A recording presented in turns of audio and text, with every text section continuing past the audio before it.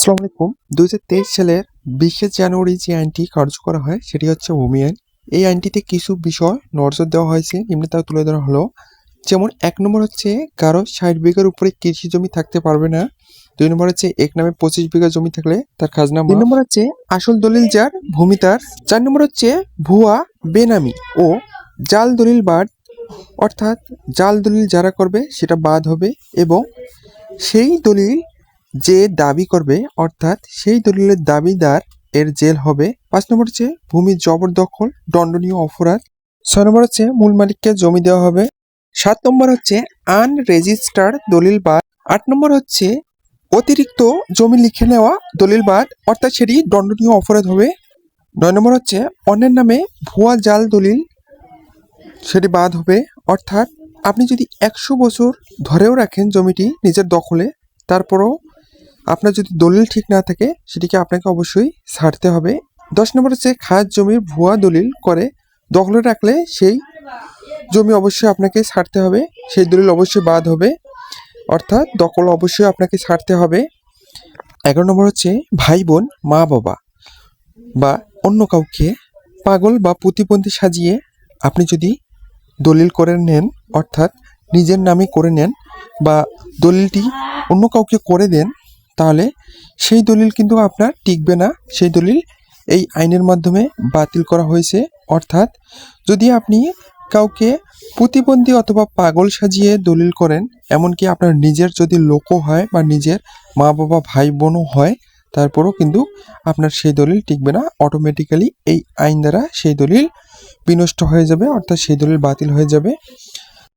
১২ নম্বর হচ্ছে উত্তরাধিকার সূত্রে আপনি যদি কাউকে বঞ্চিত করেন, অর্থাৎ উত্তরাধিকারীকে বঞ্চিত করে ভুয়া দলিল তৈরি করলে বা দখল না দিয়ে আপনি যদি ভুয়া দলিল তৈরি করেন, সেই দলিল আপনার টিকবে না, সেই দলিল অটোমেটিক্যালি বাতিল হয়ে যাবে। ১৩ নম্বর ভূমি ক্রয়কারী বিক্রয়কারীকে অবশ্যই আসল দলিল নিয়ে থাকতে হবে, অর্থাৎ আসল দলিল যার জমি তার, অর্থাৎ এখানে আসল দলিল গুরুত্বকে বোঝানো হয়েছে।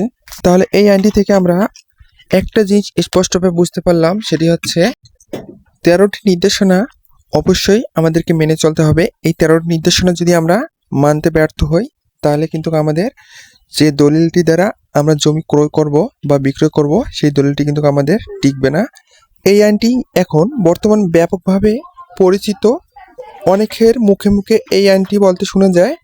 তাই এই আইনটি কারো মুখের বাণী নয়, অর্থাৎ এটি একটি বিশিষ্ট আইন।